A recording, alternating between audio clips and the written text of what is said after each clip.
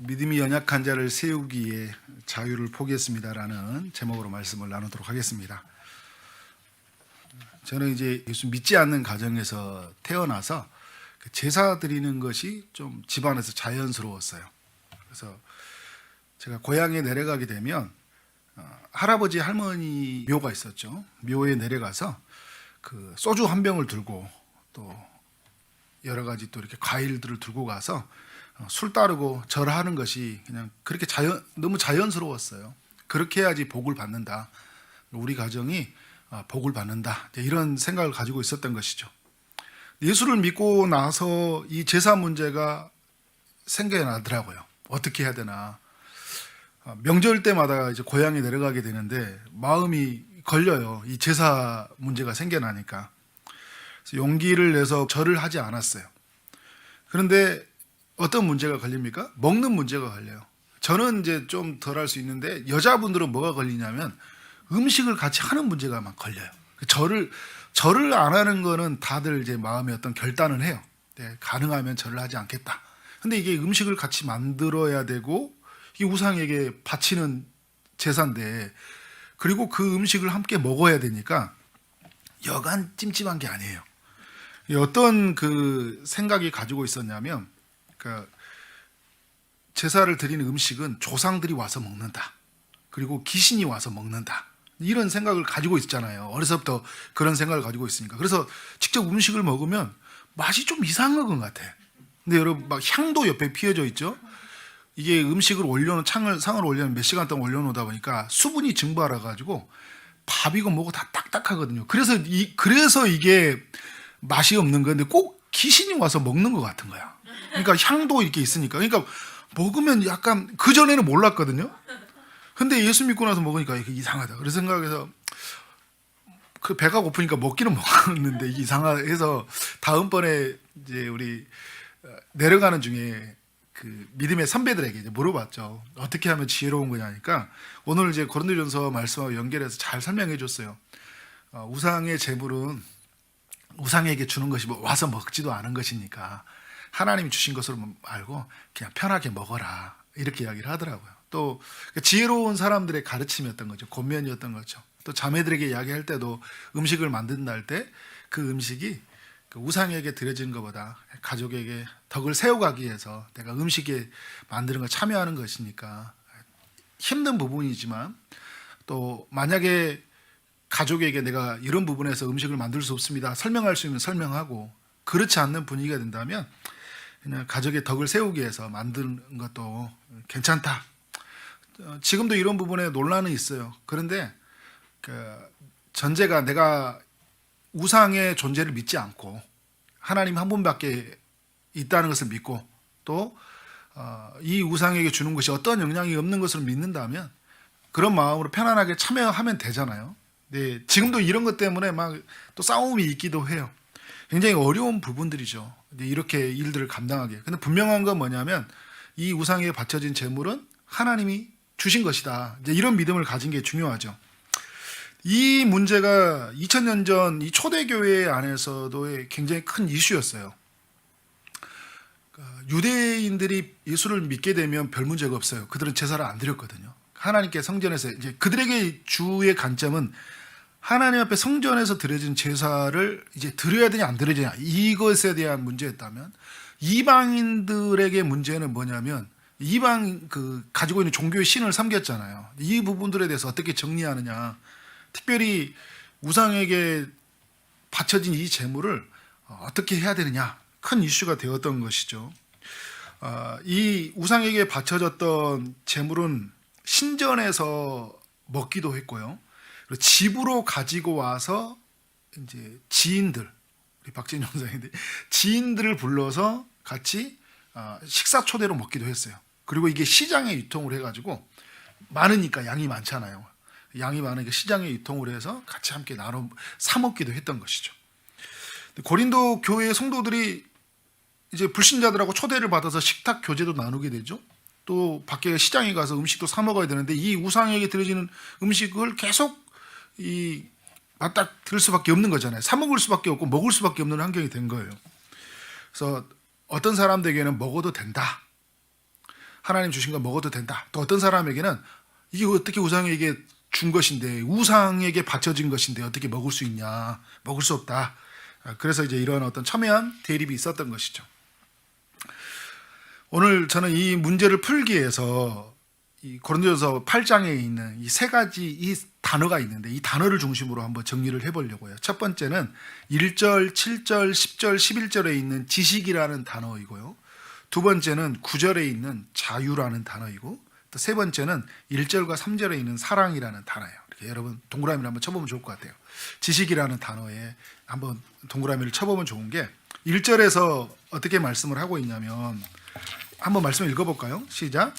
우상의 제물에 대하여는 우리가 다 지식이 있는 줄을 아나 지식은 교만하게 하며 사랑은 덕을 세우나니. 네. 여기서 나오는 지식은 헬라어로 그노시스라고 하는데요, 알미라는 단어예요. 근데 이 고린도 교회의 성도들의 대부분은 이 우상이 제물이 어떤 의미를 가지고 있는지 알고 있다는 거예요. 그 지식이 있다는 거예요. 그 지식이 뭐냐? 이제 4절부터 6절에 있는 내용이죠. 이 우상은 아무것도 아니다. 제가 주중에 금요일 날도 여러분에게 한번 나눴는데, 우상은 아무것도 아니라는 거예요. 사람들이 우상을 숭배하는데 우상은 신이 아니라는 거예요. 신이 아니에요, 여러분. 우상은 그냥 형상일 뿐이에요. 사람들이 만들어 놓은 것 뿐이에요. 하나님이 만들어 놓은 것을 사람들이 어떻게 했어요? 우상으로 삼았던 것이잖아요. 우상은 아무것도 아니다. 그러니까 뭐 세워놓는 게 뭐 발, 뭐 이렇게 형상 이런 것들이 어떤 영향을 주지 못해요. 그게 비와 눈과 바람을 주관하지 않아요. 아무것도 아니라는 거예요. 그리고 그러면서 뭐라고 하냐면, 만물이 다 하나님께 났다. 하나님께 창조주라 하시는 거죠. 그리고 그로 말미암아 인간이 지어졌다. 이러한 믿음에서 사도 바울이 분명한 것을 우리에게 세워주고 있는 것이죠. 그래서 이 믿음을 가지고 있기 때문에 우상에 대한 음식을 어떻게 하는 거예요? 편하게 먹으라는 거예요. 그게 아무것도 아니기 때문에 우상에게 바쳐진 것들을 편하게 먹으라. 그러나 모든 사람이 이 지식을 갖고 있었던 건 아니에요. 7절을 볼까요? 그러나 이 지식은 모든 사람에게 있는 것은 아니므로 어떤 이들은 지금까지 우상에 대한 습관이 있어 우상의 제물로 알고 먹는 거로 그들의 양심이 약하여지고 더러워지느니라. 자, 여러분 질문이 생기는 거예요. 우상의 제물이 아무것도 아니라고 생각하면 괜찮다고 하는데, 왜 우상의 제물로 알고 먹는 사람은 양심이 약하여지고 더러워진다고 이렇게 말하는 걸까요? 그러니까 지금 뭘 믿고 있어요? 이거는 하나님이 주신 것으로 믿지 않고 뭘 믿고 있어요? 이거는 우상에게 드려진 것이다. 그러니까 우상에게 먹는 것은 나는 우상과 합하여지는 것이다. 우상에 나는 숭배에 빠지는 것이다. 이렇게 믿고 참여하게 되면 어떻게 되는 거예요? 그게 죄를 범한다는 거예요. 이게 내가 그렇게 알고 믿는 거잖아요. 그렇게, 그죠? 내가 이거 하나님이 주신 것이다라고 바른 믿음을 가지고 먹으면 상관없는데, 그런 믿음을 갖고 있다는 것은 어떻게 되는 거예요? 하나님이 전제되지 않는 거잖아요. 그죠? 그래서 로마서 14장 23절에 보면, 우리가 믿음을 따라 하지 아니한 것은 다 죄라고 이야기해요. 그러니까 하나님이 주신 것이로 믿으면 죄가 아닌데, 하나님 주신 것을 아니라고, 그죠? 이거는 우상에게 바쳐진 것이라고 생각하면서 먹어지는 것은, 그러잖아요. 양심이 약하여지고 더러워지니라. 죄를 범하게 돼버린다는 거예요. 어떤 사람들은 이런 생각을 가진 사람이 이 고린도 교회에 있었다는 것이죠. 근데 여러분, 사도 바울이 분명하게 말하는 거 뭐냐면 8절 말씀 볼까요? 음식은 우리를 하나님 앞에 내세우지 못한다 하면서, 우리가 먹지 않는다고 해서 더 못 사는 것도 아니고 먹는다고 해서 더 잘 사는 것도 아니니라. 무슨 말이에요? 음식은 어떤 영향도 미치지 못한다는 것을 사도 바울이 먼저 이야기해주고 있어요. 이걸 먹는다고 우리에게 더 잘 살고 못 사는 건 아니야. 여러분, 우리의 잘 살고 못 삶의 근거가 어디에 있어요? 하나님에게 있잖아요. 근데 이걸 먹어야 되냐, 뭘 해야 되냐, 이러면 지금 먹는 문제가 아니라도 우리 늘 그런 게 많이 묶여 있잖아요. 어디를 가야 되는데, 뭘 해야 되는데, 그죠? 이런 날은 이사하면 안 되는데, 그죠? 뭐 결혼식 가는 날은 뭐 장례식장 갔다 오면 안 되는데, 그럼 이게 이 사람한테 큰 저주가 될 텐데, 막 이런 생각이, 우리 오랫동안 가지고 있는 생각이 뭐 배어 있다 보니까 뭔가 내가 나쁜 일이 있으면 찾아가면 안 될 것 같은 이런 게 있잖아요. 그리고 우리 복의 근원이 우리가 뭘 했기 때문에 있는 게 아니라니까요. 하나님에게 있는 거잖아요. 어떤 영향을 미치지 못해요. 사도 바울이 그걸 분명하게 이야기해 주고 있어요. 그래서 사도 바울에게는 이런 지식이 분명했잖아요. 우상은 아무것도 아니다. 그래서 우상의 제물도 먹어도 된다. 그래서 우상의 제물이 어떤 영향을 미치지 못한다. 이게 바른 지식이었던 거예요. 여러분, 그래서 신앙생활할 때 바른 지식을 갖는다는 건 굉장히 중요한 일이에요. 우리의 그 무지가 예수님을 어떻게 했어요? 십자가에 못 박아 죽이게 되잖아요. 우리의 무지가. 예수님에 대한 바른 인식이, 바른 지식이 없으니까 예수님을 못 박아 죽이게 되는 거예요. 호세아 4장 6절에 보면 내 백성이 지식이 없으므로 망하는도다. 이 말씀을 기억해야 돼요. 그러니까 우리의 무지가 하나님에 대한 언제나 알지 못하게 될 때 아까 그런 오류에 빠지게 되는 거예요. 이게 보면 지금 우상을 제물을 먹으면서 이거는 신앙 안에서 이게 해석이 안 되니까 이거는 해야 되는지 안 해야 되는지 늘 이게 어려움이 생각이 드는 거예요. 그래서 그게 묶여가지고 예수 믿고 예배는 드리는데 내가 뭘 하지 못한 것 때문에 어떻게 된 거예요? 막 묶여가지고 자유하지 못하고 어떻게 된 거예요? 막 모든 기쁨을 빼앗겨 버릴 때가 많이 있어요. 그래서 복음 안에서 무엇이 옳은 것인지 그런 것인지에 대한 분명한 우리에게 알미 필요한 거죠. 무엇보다 우리가 예수님으로 말미암아 시작된 하나님 나라 이 복음을 온전히 이해하는 것은 굉장히 중요합니다.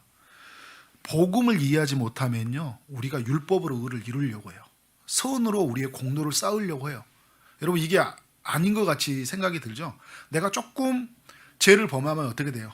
자유롭지 못하잖아요. 왜? 내가 복음 안에서 이 내 삶을 해석하지 못하기 때문에, 예수 그리스도로 말미암아 내가 해방되어진 것이 무엇인지 알지 못하기 때문에 어떻게 살아가는 거예요? 굉장히 그 안에서 묶여서 살게 되고, 그리고 어떤 그 무지로 말미암아 옛날의 것에 붙들려 살아갈 수 있다는 거예요.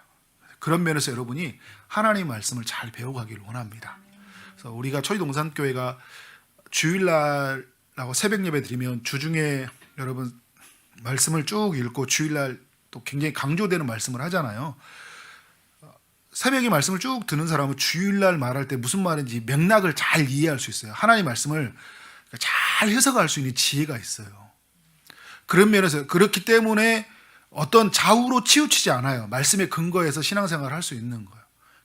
제가 이제 수요일 날은 조금 더 교리적이거나 주제적인 면을 다루잖아요. 또 이번에 뭐 기도에 관련된 부분들에 대해서 명확한 지식을 세우기 위해서 그런 부분에 대해서 우리가 잘 지식을 세워나가는 거 너무 중요해요. 두 번째 여러분들과 나눌 단어는 뭐냐면 자유라는 단어예요. 주보에 보면 그 단어가 이렇게 적어져 있죠. 처음에는 지식, 자유라는 단어가 적어져 있는데 헬라어로 엑소시아라고 해요. 그러니까 고난, 권리, 능력 이제 이런 의미를 담고 있어요. 그러니까 자유를 다른 말로 한다면 오늘 이 단어가 이제 그 권리, 나의 자유 이렇게 같이 연결해 볼 수 있어요. 8장 9절을 보면 우리가 자유를 가졌다고 해요.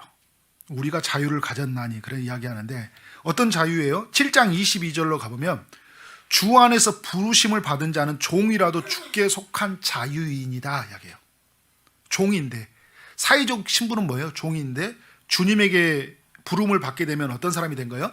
자유인이 된다는 거예요. 왜냐하면 주인이 예수께서 우리의 모든 죄와 사망의 권세로부터 어떻게 돼요? 우리를 다 해방시켜 버렸기 때문에 7장 23절에 보면 우리가 자유인이 되도록 예수님이 값으로 샀다고 그래요. 자신이 값을 지불하셔서 우리 종되었던 우리를 어떻게 돼요? 자유인으로 만들어 주신 거예요. 그러니까 우리는 자유한 사람이 되었어요. 6장 12절과 10장 23절에 가보면 사도 바울이 어떤 표현을 쓰냐면 모든 것이 가다 이라는 표현을 써요. 모든 것이 가다. 무슨 말이에요? 이제는 자유인이 돼가지고 모든 것을 할 수 있게 되었다는 거예요. 전에는 종이었기 때문에 노예였기 때문에 계속 어떻게 돼요? 주인의 말에 묶여서 살아야 되잖아요. 그런데 자유인이 됐다는 거예요. 이제 모든 것을 할 수 있게 되었고 허용된 시대를 살고 있다. 전에는 먹을 수 있는 음식이 있었고 먹지 못하는 음식이 있었어요. 그런데 이제는 무엇이든지 먹을 수 있어요. 그래서 여러분 유대인들은 이제 돼지고기 다 먹을 수 있는 거예요. 그리고 우상에 바쳐진 제물 하나님의 주신 것으로 먹을 수 있어요. 여러분 먹지 못하는 음식이 없어요. 그리스도께서 우리 모든 것을 다 자유하게 하신 거예요. 전에는 인간이 죄인이었기 때문에 하나님께 갈 수가 없었어요. 성전에 가보면 희막이 어떻게 해요? 희막이 그 성소와 지성소 사이를 가로막고 있었잖아요. 예수님이 십자가의 죽으심으로 말미암아 그 성소의 휘장이 다 찢어져 버렸잖아요. 우리는 하나님께로 갈 수 있게 되었다는 거예요. 자유하게 아빠 아버지하고 달려갈 수 있게 된 거예요. 전에는 제사장이라는 사람을 통해서 하나님을 만나야 했어요. 선지자라는 사람을 통해서 하나님의 음성을 통해 들어야 했어요. 그런데 여러분, 이제는 예수님이 제사장이 되어서 우리는 예수님을 의지해서 하나님께로 가게 되었잖아요. 예수님이 선지자가 되어서 우리에게 말씀해 주셔요. 누군가가 이렇게 말씀을 했기 때문에 듣는 것이 아니라 이제 예수님을 통해서 우리는 말씀을 듣고 하나님께로 자유롭게 나가는 그런 은혜가 주어진 거예요. 그런 자유가 주어진 거예요. 그래서 이제는 율법에서 자유해졌고, 사람에게서 자유해졌고, 죄와 사망에서, 죄가 우리를 주관하지 못해요. 사망이 우리를 주관하지 못해요. 사단에게서 자유해졌어요. 옛 주인에게서 자유해졌다는 거예요. 옛 주인의 속박에서 벗어났다는 거예요. 옛 주인이 사단이었잖아요. 속박에서 벗어난 사람들이에요. 그래서 누구도 우리를 정죄할 수 없고 누구도 우리를 구속할 수 없어요. 그래서 여러분, 그래서 옛 전통에 묶여서 살 필요가 없어요. 사단이 주는 그 속삭이는 말에 우리가 살아갈 필요가 없어요. 이제 자유인이 됐기 때문에. 이 찬양곡 아시죠? 나 자유 얻었네, 나 자유 얻었네, 우리 자유 얻었네. 제가 노래는 부르지 않겠어요. 여러분이 또 시험 드는 사람이 있으면 모르니까. 주 말씀하시길 제사슬 끊겼네, 우리 자유 얻었네, 할렐루야. 나 자유 얻었네, 나 자유 얻었네, 우리 자유 얻었네. 되게 단순하고 유치한 찬양처럼 보이지만요, 하나님 안에 자유를 경험한 사람은 이 노래를 부를 때마다 감격이 터져 나오는 거잖아요.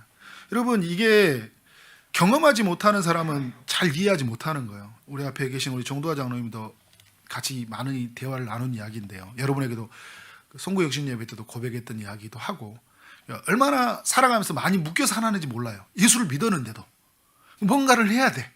교회 가서 공적을 쌓아야 돼. 그러니까 집사님, 아내 집사님이 너무 편치 않으신데 뭔가를 해야 돼. 그러니까 사람들이 조언해 주는 이야기는 뭐냐면, 당신이 아프니까 앞에 있는 묘를 치우래요.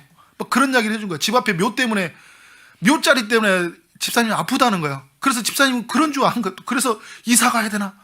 그런데 하나님이 로마서 8장을 강해해 주시는 한 목사님 책을 만나고 나서, 아, 예수께서 다 해방시켜 주신 것이구나, 이걸 알게 된 거예요. 자유를 얻게 된 거예요.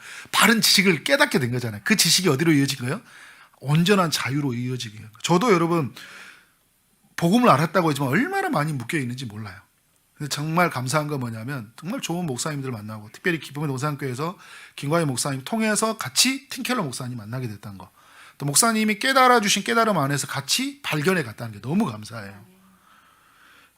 그리고 제가 그 총신에 가서 다시 이제 공부하면서 신대원을 졸업하고 이 부분을 조금 더 정리하고 싶었어요. 칭의와 성화에 대한 부분들에 대해서. 믿었는데 어떻게 성화를 이루는 부분에서 잘 일치가 이루어지지 않으니까 문병희 교수님을 만나서, 총신대 문병희 교수님 만나서 그 부분이 정리가 된 게 너무 감사가 돼요. 그러니까 믿음으로 칭의되고 믿음으로 성화된다는 것들. 그러니까 성화는 내 힘으로 되는 게 아니라 그것도 믿음으로 된다는 거, 성령을 힘입어서 된다는 거, 이런 복음을 깨닫게 되었다는 게 너무 감사해요. 그 전에는 그렇지 않았으면 제가 다른 생각으로 제 의를 이루려고 그것 때문에 이루지 못한 것들 엄청 저를 정죄하고 판단하고 자유하지 못하고 살아갔을 거예요. 여러분, 이게 하나님이 주신 이 바른 지식에서 오는 하나님의 온전한 자유예요. 근데 여러분, 모든 사람이 지식이 쌓였다고요, 다 온전한 자유를 누리지는 않더라고요. 지식이 쌓였다고. 8장 1절에 보면 뭐라 하냐면, 우리가 다 지식이 있는 줄을 아나 지식은 교만하게 한다고요. 지식의 위험성이 있어요. 뭘 한다고요? 교만하게 할 수 있다는 거예요. 그러니까 지식은요, 아주 경계선에 있어요. 조금만 뭐 하면요, 이 지식은 교만하게 해요. 그리고 지식을 온전히 붙들리게 될 때는 자유하게 돼요. 그러니까 자유와 교만 사이에서 경계선이 있는 거예요. 지식을 조금만 더 겸손하지 않으면 우리의 지식으로 누구를 판단하고 정죄하고 나를 과시하고 나를 증명하고 드러내게 되는 게 있어요. 그래서 조금 모르는 사람이 있으면 용서가 안 되는 거예요. 내가 좀 알고 있다고. 그건 굉장히 위험한 거잖아요. 그런 면에서 지식이 우리를 교만하게 할 수 있다. 고린도 교회인들이 그랬던 거예요. 그들이 복음에 대한 지식이 있어요. 1장 5절에 보면 그들이 언병과 그들의 지식이 굉장히 탁월했다고 그래요. 그 은사가 넘쳐났다. 그리스도의 증거가 나타났다. 그런데 그 지식이 자기 과시, 남들에 대한 무시, 정죄의 수단으로 되어버린 거예요. 모르는 사람들을 용납을 못하는 거예요. 함부로 하는 거예요. 야, 그것도 몰라? 네가 교회를 그렇게 다니는데 그것도 몰라? 야, 그렇게 하면 안 되지. 그렇게 가면서 이 모르는 사람들이 어떻게 된 거예요? 그 사람들의 이 무시와 갈시에 굉장히 어떻게 된 거예요? 시험에 들은 것들이 생기는 거잖아요. 예수님 때 대표적인 사람들이 누구예요? 바리새인들이죠. 그들은 굉장히 탁월한 사람들이잖아요. 하나님, 그래서 율법이 무엇입니까? 그러니까 예수님이 다시 물어, 율법이 뭐라고 물어보냐? 그러니까 율법에는 하나님 사랑, 이웃 사랑 아닙니까? 그러니까 선한 사마리아 비유를 들으면서 그러면 이렇게 하라.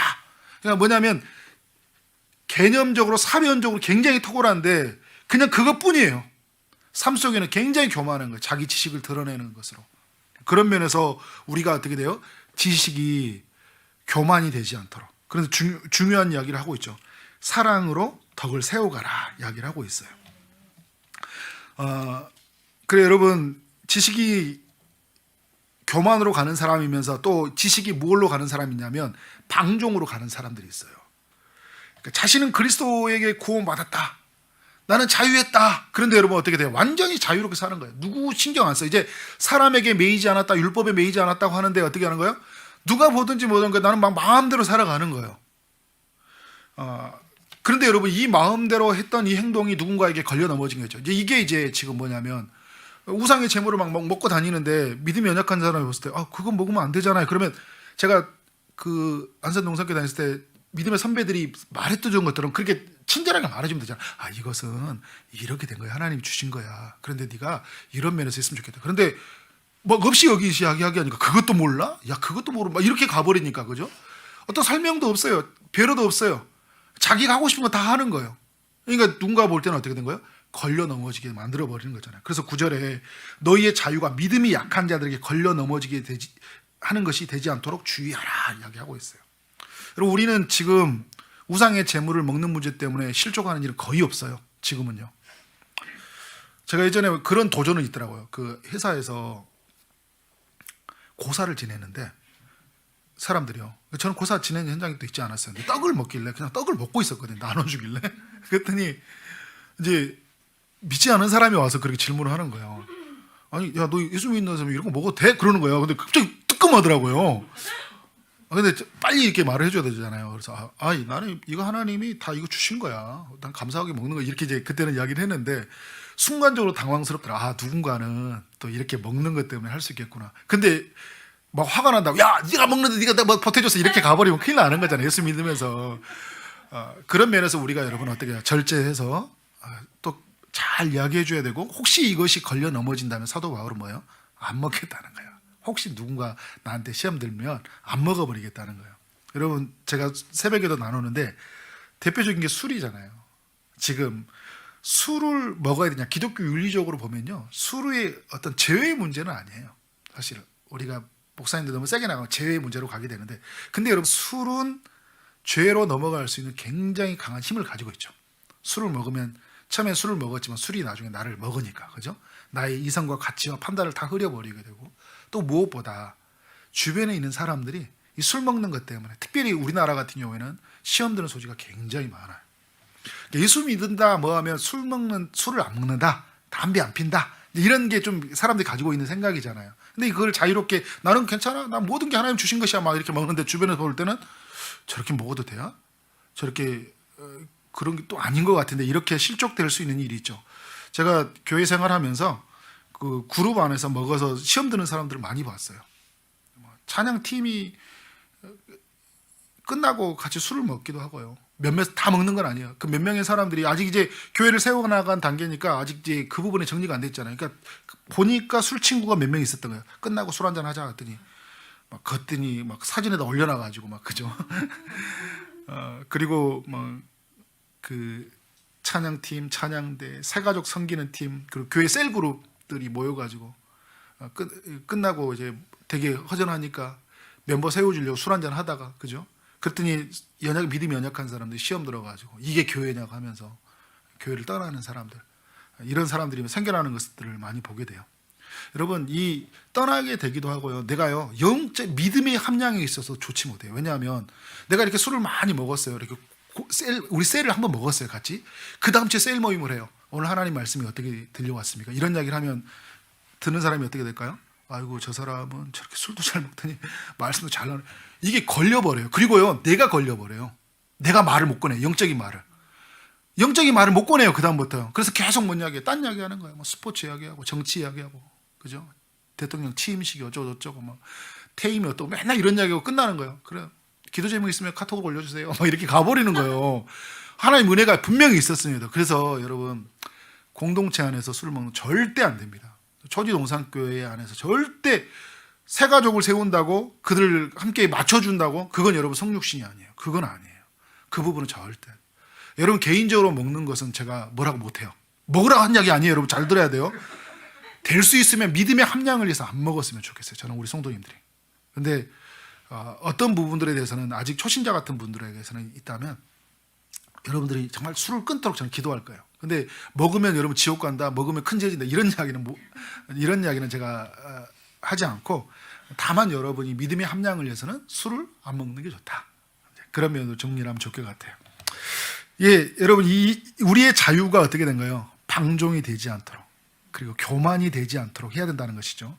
그래서 그런 면에서 우리는 이 자유라는 단어를 잘 정립할 필요가 있어요. 세 번째 정리할 단어는 바로 사랑이라는 단어예요.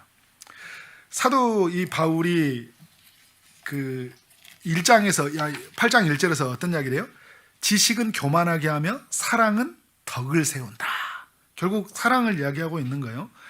그러니까 지식이 우리에게 온전한 자유로 가게 되고 그리고 이 지식은 바로 사랑을 세워가는 이것으로 이어져야 되는데, 사도 바울은 사실 하나님에 대한 바른 지식을 가지고 있는 사람이잖아요.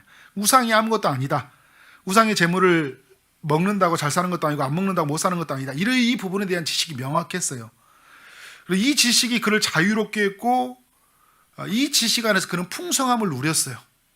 그런데 여러분 자신이 가지고 있는 이 자유 때문에 누군가가 실종한 일이 생긴다면 그 자유를 쓰지 않겠다.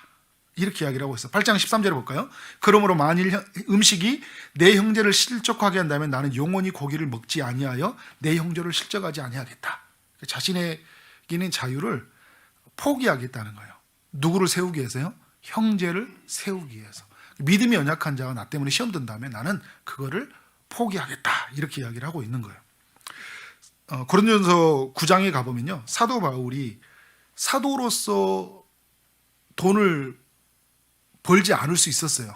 그런데 돈을 벌었어요. 그런데 여러분 이 부분을 다른 사람들이 이제 시비를 거는 거예요. 어떻게 사도들이 말씀에 전념해야지 돈을 벌고 똑같은 거 아니냐. 사도 바울이 더 많은 사람을 얻고자 자신이 돈을 벌었다. 이제 이렇게 이야기를 하고 있는 거예요. 그래서 9장 19절에 보면 나는 모든 사람에게 자유하다. 그래서 안 할 수도 있어. 다 자유해. 그리고 나는 하고 싶은 거 다 할 수 있어. 그러나 스스로 모든 사람에게 종이 되었다고 한 거예요. 왜냐하면 그 이유를 말해요. 9장 19절에 더 많은 사람을 얻고자 합니다. 9장 20절에도 유대인들을 얻기 위해서 유대인이 되었고 율법 아래에 있는 자들을 얻기 위해서 율법 아래에 있는 자들 같이 되었다고 해요. 9장 22절에도 약한 자들을 얻기 위해서 약한 자가 되었다. 그래서 여러 사람에게 여러 모습이 된 것은 아무쪼록 몇 사람이라도 구원을 얻기 위해서 되었다. 무슨 말이냐면 바울은요, 자기에게 주는 자유, 권리, 고난 그 모든 걸 어떻게 했다는 거예요? 다 포기했다는 거예요. 그 몇 사람을 얻기 위해서. 바울이 포기했다는 건 신앙을 포기했다는 게 아니에요. 율법으로 다시 돌아갔다는 이야기도 아니에요. 연약한 사람들을 세우기 위해서 자신이 마땅히 누려야 될 권리를 포기했다는 거예요. 믿음을 포기한 그런 믿음의 영역이 아니에요. 진리의 영역이 아니에요. 권리를 포기하는 거예요. 그러니까 사도로서 뭐 마음껏 편하게 쉬면서 사역할 수 있었지만 그 권리를 포기하겠다 이런 이야기 하는 거잖아요. 저도 여러분 목회하면서 제가 목사로서 권리를 자꾸 내세우게 되잖아요. 그러면 성도들 안에서 시험 든 일이 많이 생겨요. 내가 목사인데 나한테 이렇게 해줘야 되는 거 아니냐. 목사는 이렇게 자꾸 권리를 주장하면 많이 성도들 안에서 어려움도 생기죠. 왜냐하면 그 권리를 목사님 채워주기 위해서 누군가 많은 희생을 지불해야 되잖아요. 우리도 다 마찬가지예요. 여러분 직분자 뭐 성도 안에서 막 내가 권리를 막 나는 전도사인데 나는 장로인데 집사인데 막 이렇게 가버리잖아요. 내가 누려야 될 권리가 있거든요. 이 부분을 자꾸 생각하게 되면 누군가가 어떻게 돼요? 걸려 넘어져 버려요. 사도 바울은 그 부분이 교회 안에 생기니까 나 이거 갖고 시비 걸지만 나는 이렇게 살겠다 이렇게 이야기하고 있는 거잖아요. 이 바울에게 이런 자유를 포기하는 용기가 어디서 나오는 거예요? 바로 8장 1절에 나오는 사랑이라는 그 힘을 알았기 때문에. 지식은 교만하게 하는데 사랑은 뭐 한다는 거예요? 덕을 세운다는 거예요. 사랑이 결국은 세우는구나. 그러니까 사도 바울이 신앙생활 하면서 쭉 경험해 보니까 자신의 지식으로 교회가 세워진 게 아니라 뭘로 세워진 걸 보게 된 거예요? 사랑으로 세워진 걸 보게 되는 거예요. 근데 여러분 이 사랑은 제가 말해줘. 지식이 전제가 돼요. 지식이 자유를 잃고 자유가 사랑이 되는 거잖아요. 이 세 가지 단어는 뗄래야 뗄 수 없는 단어예요. 그런데 지식만으로 세워진 게 아니라 사랑이 담긴 지식이 세워져 가는 거예요. 사랑이 없는 지식은 세워질 수가 없는 거예요. 바울은 이야기를 하고 있는 거예요. 그래서 그 위대한 장 고린도전서 13장을 적는 거예요. 그죠? 우리가 방언과 천사의 말을 할지라도 사랑이 없으면 소리나는 구리와 울리는 꽹가리가 된다. 아무것도 아니라는 거. 사랑이 없으면. 사랑의 힘을 알았기 때문에. 2절에서 이런 이야기하죠. 내가 애언하는 능력이 있어 모든 비밀과 모든 지식을 알고, 여기서 지식을 말하죠. 그노시스 지식을 이야기하는 거예요. 또 산을 옮길 만한 믿음이 있을지라도 사랑이 없으면 내가 아무것도 아니니라. 사도 바울은 자신의 삶의 모든 영역을 보고 그리스도 안에서 비밀을 깨달으면서 그 사랑이 결국은 사람들을 움직이고 사람들을 변화시키구나. 이걸 알게 되었던 것이죠. 여러분 13장의 그 1절과 2절에 대한 이야기인가요? 그 가지고 있는 13절까지 있는 모든 내용이 사랑에 대해서 말해요. 그래서 믿음과 소망, 사랑 중에 뭐가 제일이라고 그래요? 사랑이 제일이라고 해요.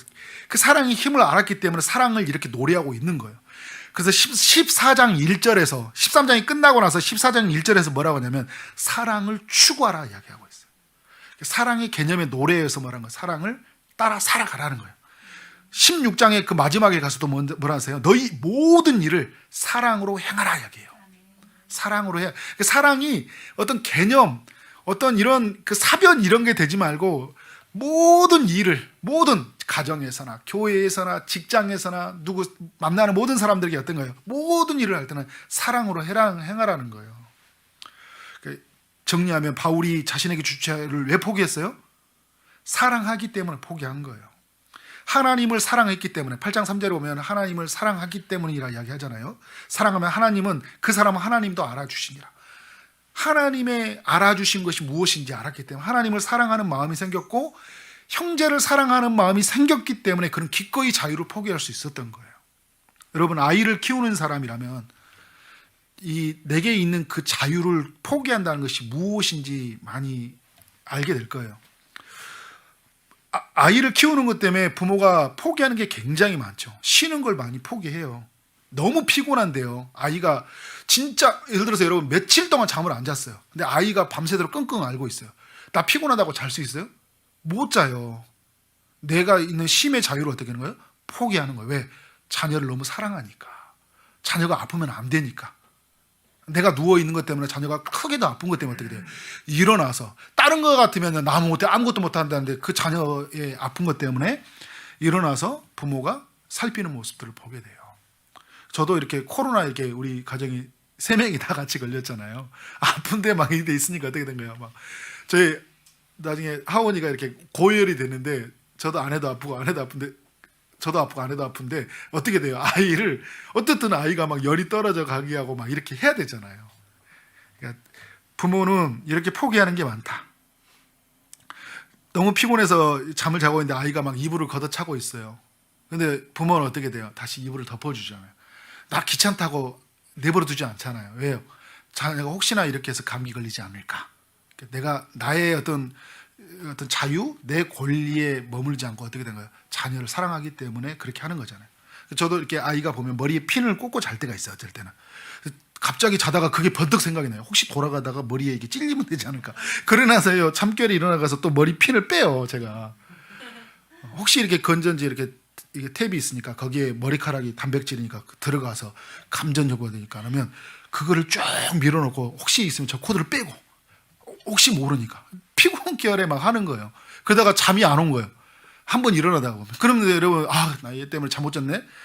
이런 생각을 가질 때도 있을지도 모르지만 어떻게 된 거예요? 이것 때문에 내가 손해봤다. 나 이것 때문에 내 인생 망쳤다. 나 오늘 하루 다 망쳤다. 이런 이야기 하잖아요. 왜요? 내가 포기한 권리를 당연하게 여기게 생각해. 왜? 자녀를 너무 사랑하기 때문에. 여러분, 부모는요, 자식 때문에 얼매였다. 내 인생 망쳤다. 이렇게 원망하지 않습니다. 이게 여러분 부모예요. 그래서 어버이날, 이거 너무 감사한 일이에요. 이것만으로 끝내면 안 되겠죠. 그죠? 부모에게. 이렇게 큰 사랑을 베풀어 줬는데. 어떻게 돼요? 맛있는 것도 사드리고, 안마도 해드리고, 그죠? 용돈도 드리고, 감사하다고 말도 하고. 이렇게 부모는 이렇게 우리 가운데 일했잖아요. 그래서 우리가 공경해야 될 이유예요. 여러분, 부모만 그런가요? 우리가 주변에 있는 사람들에게 사랑하게 되면 너무나 많은 걸 포기하는 모습을 보게 되잖아요. 사랑하기 때문에 막 더 먼 곳을 가기도 하고, 사랑하기 때문에 더 많은 일들을 하기도 해요. 그래서 내가 가지고 있는 권리를 마땅히 포기하는 것이 있습니다. 여러분, 이게 인간들에게만 있었던 이야기인가? 누가 보여줬어요? 예수님이 보여줬잖아요. 인간을 너무 사랑했기 때문에 하늘의 영광을 포기하셨잖아요. 그 하늘의 영광을 포기하시고 머리 둘 만한 것이 없는 이 땅에 오셔서, 그죠? 사셨어요. 쉴 곳이 없었어요. 왜 이런 수고를 감당한 거예요? 인간을 너무 사랑했기 때문에. 왜 땀 흘려 기도해야 됐어요? 왜 밤이 새도록 그렇게 기도해야 됐어요? 땀방울이 핏방울이 되도록 기도했어야 됐어요. 제자들을 너무 사랑하니까. 이 악한 세상에서 제자들이 죄에 빠지고 살기를 원하지 않으니까. 왜 채찍이 맞은 거예요? 왜 피를 흘린 거예요? 우리를 너무 죄에 빠진 인간을 사랑했기 때문에. 주님이 한 수고였죠. 주님이 포기한 그 권리에 대한 포기였어요. 그래서 그 사랑으로 우리를 어떻게 된 거예요? 세워주셨잖아요. 그 사랑으로 우리를 온전케 해주신 거예요. 우리 안에 두려움을 다 내몰아 주셨고, 우리의 죽음에서 우리를 건져 주셨어요. 생명 안에서 풍성함을 누리게 해주신 거예요. 말씀의 결론을 내리도록 하겠습니다. 사랑하는 여러분, 주님에 대한 바른 지식을 갖는 것은 너무 중요해요. 우리의 무지가 하나님의 뜻을 저버릴 수 있고, 그 예수님을 십자가에 못 박았다는 사실들을 기억해야 돼요. 그래서 우리는 늘 하나님을 온전히 알도록 힘써야 돼요. 온전히 알아가도록 힘써야 되죠. 그리고 이 알문, 우리에게 이 지식은 우리에게 온전한 자유가 이루어지도록, 그래서 우리에게 가지고 있는 모든 묶여 있는 것을 풀고 자유롭게 날아가길 원합니다. 여러분, 날개를 펴고 어떻게 세상을 향해 마음껏 날아가십시오. 자유하게 사십시오. 어떤 사람이 묶여 살지 마세요. 그러나 우리 지식에서 오는 이 온전한 자유가 교만이 되지 않도록, 누군가 걸려 넘어지지 않도록 어떻게 해야 되는가요? 겸손하게 바라보고, 무엇보다 형제를 사랑하는 마음으로 내게 가진 자유를 기꺼이 포기할 수 있는 여러분 되어지길 원합니다. 우리 초기동산교회에서 그래서 많은 사람들이 권리를 포기하면서 얻어지는 사랑이 너무나 많다. 저 사람이 저렇게 마땅히 누릴 수 있었는데도 불구하고, 나를 위해서 저분이 저렇게 피곤하고 힘든데 불구하고 나 때문에 저 먼 곳까지 와지고, 그죠? 그래서 여러분, 좀 먼 곳에 있는 분들 차량도 좀 픽업도 하고요. 좀 그 믿음이 연약한 사람들이 있거나 좀 몸이 불편한 사람들이 있으면 좀 도와주고, 그죠?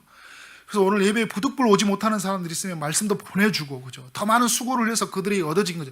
저분은 자기만 그렇게도 누릴 수도 있는데 왜 이렇게 피곤한데도 불구하고, 자기 할 일이 많은데도 불구하고 이렇게 할구나. 뭘 보는 거예요?